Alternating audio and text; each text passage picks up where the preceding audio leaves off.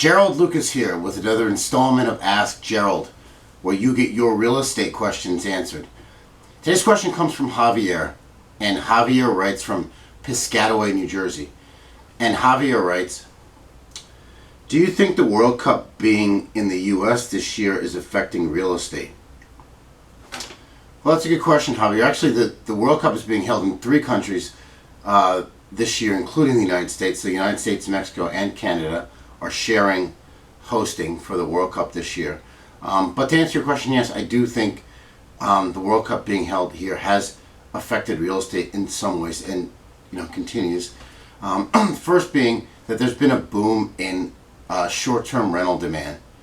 So platforms like Airbnb have seen an increase in bookings 15 to 17% over last year. There's also been, I think, as a result of the World Cup being held in the United States, a regulatory pushback, particularly in and around host cities.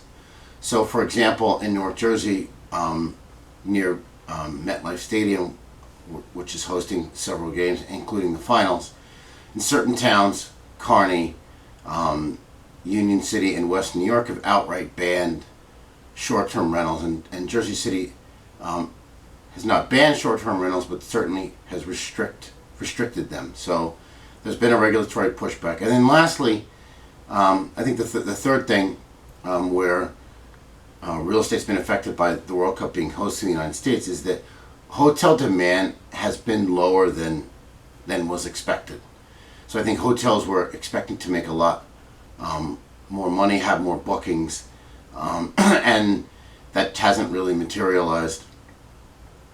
Who knows? I'm sure there's many reasons why.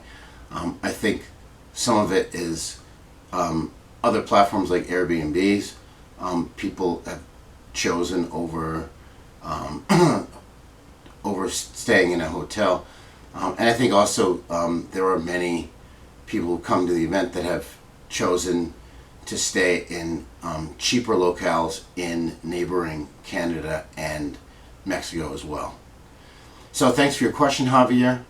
For more real estate tips and information, visit my blog at geraldlucas.com. I'm Gerald Lucas, and I'll see you again soon.